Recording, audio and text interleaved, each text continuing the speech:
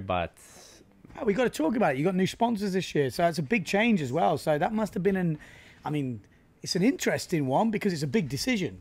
yeah, it's a very big decision because obviously you want to be loyal and you want to, you kind of want to build a long relationship, and my relationship with the management or with the ownership or whatever you want to call it was great.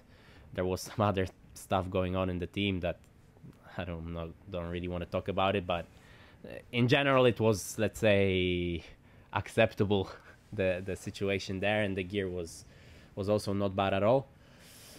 But this gear is better, straight up. The situation is better. Yeah. And but then, do those two go together? Obviously, on Challenger Sails, NoveNove boards. Look, they don't at the moment. It's kind of in process. They are in process of maybe talking about going together. Okay. It's not like it's not like a Neil Pride JP to be Gastro. No. My thing was first thing was NoveNove. I was really kind of in touch with them and this and that, and then they actually contact Challenger for me, but it's a separate set of contracts, separate set of decisions. Okay. And I was actually considering Gastra NoveNove, but for Gastra Taboo that wasn't an option. Okay. And so that was off the minute I signed with NoveNove, that was off the table. And so then I went to Tarifa to try 3 other brands, and Challenger was clearly the best performing one. So here I am, and the situation is great as well. I've never been trusted with so much, like, I like responsibility, with development, with kind of with all those things that come with, I don't want to say being the guy, but being maybe on a smaller team, a smaller brand, that puts you in a position of getting all the good stuff and helping you, helping you. You don't want to be the training partner. Like on Gastra Taboo, my thing was like on Gastra Taboo, there is Ross, who's not going anywhere, and he's a freaking amazing sailor. Yeah. There's Cedric, who's right now developing all the stuff, so he ain't going anywhere either. You know.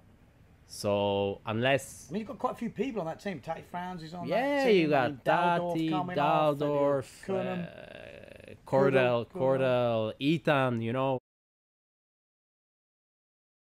IFCA world champion at 19 years old. On the gas. So there's a lot of them.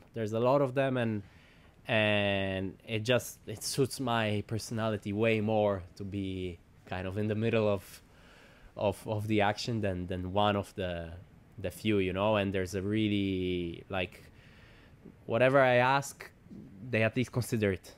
I'm in direct touch with everybody on the brand and whatever, and on a big team sometimes it gets lost a little bit. I know some other big brands, they are maybe more performance oriented or whatever. Gastra is more market oriented, but as a racer you want to be on, like, you want to squeeze out like every percent, so for me on Gastra I didn't get that sort of help. And on Challenger I do, and I mean, I think if you watch the event you see the results. I was just actually speaking to Andrea Farin. Obviously had his best result on tour at this competition. Second in the second elimination. You obviously got finished second in the first elimination. And then I think Josh was in the final on the third elimination. And he was leading. With my must. Okay. And then the last elimination, you were leading, and you're thinking, the Challenger boys have got to be happy with that. There's 3 in the team. There's you, Andrea Farin, and Josh and all doing good. And all had moments in all those eliminations where they were in the front or in the front 2. And we are actually, like, even if Ferrino is alone there, it's actually better when we are 3, because one has an idea, the other one pushes it through, or or we really mix well together, you know. Like Andrea is the one that's been there for years, all his life, so he knows who to talk about what, you know. Josh has experience of, I don't know, 300 years, you know, and I'm the one that spends day and night thinking about stuff, and so it's a really good mix, you know.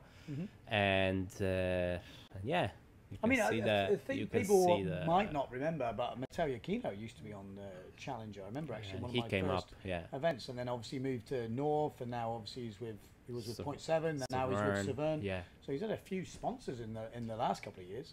But Challenger also, I think, I mean, correct me if I'm wrong, we're designing one of the first Point 7 races. Yeah, I think they were together. Yeah, there was a collaboration, and that went a bit sour, and now they're separate. And I see Challenger as you know, Claudio Badiali, the designer, he didn't have much what you think of as a great development team.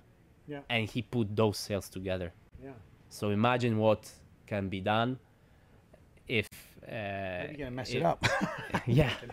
If there's a like a super serious program, and you know, I'm notorious for like sending 3 emails a day and things like that, you know. So yeah, so it's looking really good, and I feel happy to be here, and I feel the potential is enormous, you know. Yeah. And that's a good feeling, because I've been in top 10, I've been 12 before or whatever, but it was not like this. Yeah.